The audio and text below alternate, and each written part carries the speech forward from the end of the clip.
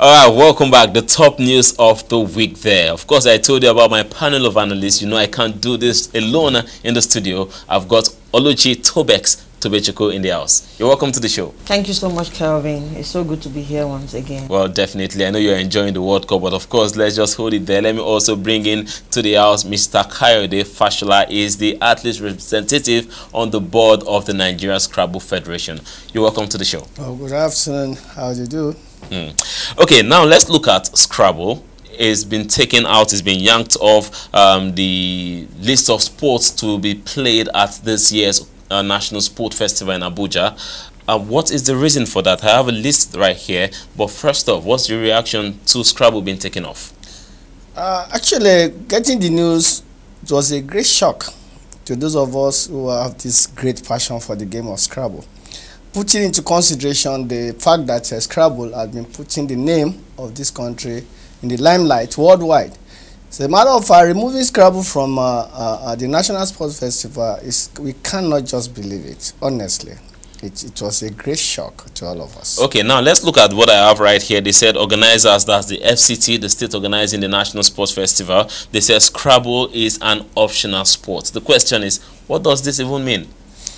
Well, it is a word coined by our bureaucrats, of which to me it has no meaning internationally. You see, when you say a sport is optional from Nigerian perspective, you are really saying that it is a game to be played at the discretion of any organizing state.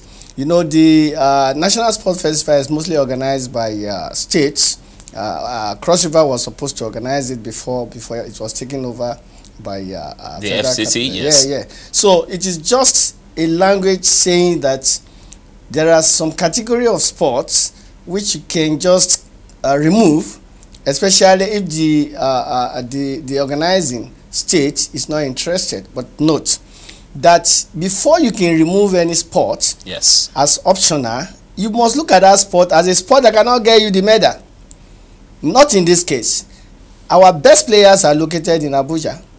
And I'm assuring you that if there's any state or any zone that is going to get a gold medal, Abuja will surely get it. So I'm wondering why, or what do they use as their criteria?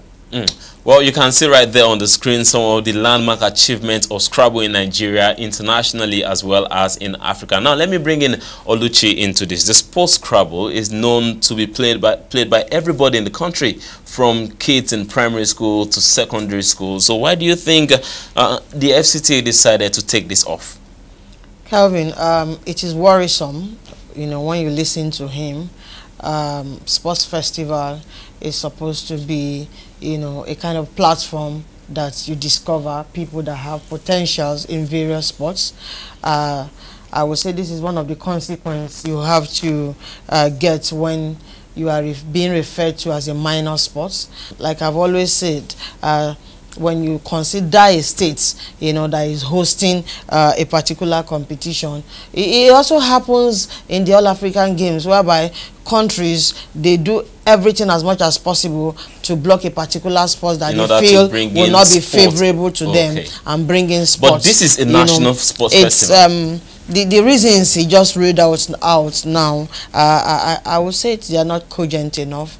I do not know the reasons. If you have your best players that are representing FCT or are domiciled in FCT, that means you have greater chances of winning medals. And if you want to look at it, maybe you want to talk about the financial implications too. I know that Scrabble is it's not an expensive it's not an expensive sport. It's an indoor game whereby you just need a hall and, you know, the apparatus needed, you know, to play stuff. So I really I think it will be best if one can, because the reason they gave FCT, you know, for dropping it or categorizing it into optional isn't really cogent. Okay, now let's take a look at Scrabble in a jiffy. They brought Nigeria to the world when Jigere Wellington in 2015 became the world champion. Also, just last year in Kenya, Nigeria came second. Just they lost the championship by a whisker. Now, Mr. Kayode, what are you doing? Are you appealing this in any way? As I'm speaking with you, the president of Nigeria Scrabble Federation, Alhaji Sulaiman Gora, along with the former, the immediate past president, Chief Lobatoke Aka, and the technical director, Mr. We call him Babaina. Now, the three of them, as I speak to you, they are already pursuing the case at Abuja.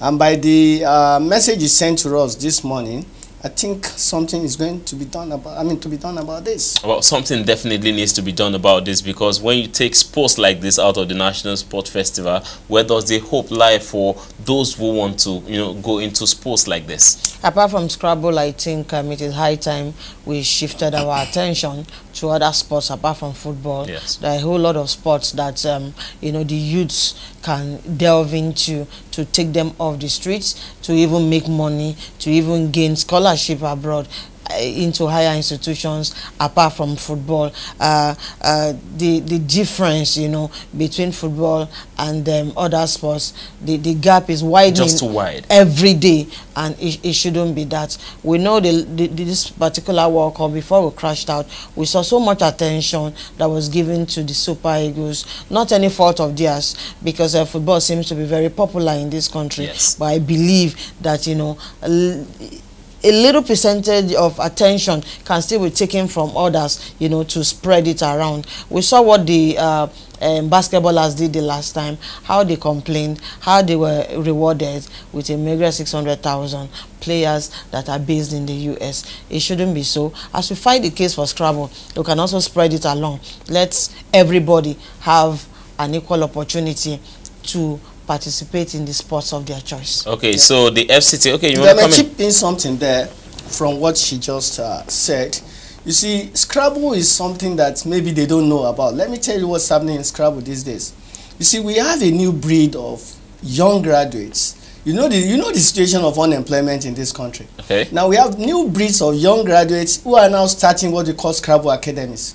They are all over the country in different schools teaching Scrabble in the classroom. And these guys are being paid. So we call them Scrabblepreneurs. They are the young people that are bringing the game into money making, a wealth creating venture event. So I'm appealing to whoever is out there to please look into this thing critically. So many people will lose their job, because you know what is happening too? So many states in the federation, especially those that have gotten gold in the past, they have employed almost all the people that got gold for them. And they are working with the states all over the country now. So, and we have so many of them working as coaches. So what will happen to these people? If you send Scrabble to the background, of course, some states will be there's no reason for them to be paying that kind of money. And then we have so many people going back to the labor market. I think they should do something about this. Well, definitely, the FCT, you've listened to the appeal right here. Do something about this. Bring Scrabble to the National Sport Festival. We waited 4 years for Scrabble to be part of this. So bring it back. All right, very big thank you, Mr. Fashola, for coming on the show today. Thank you very much. I really appreciate Sportsfield. Your guy has been doing a lot for the game in this country, and we say very big thank you to you. Well, thank you very much. Okay, now let's go on this quick break. When we come back, we'll talk about football and the power tussle in the NFF. Despite the absence of Amaju Pinnick, of course, is now the CAF first vice president. When we come back, Kofi will be joining us right here in the studio.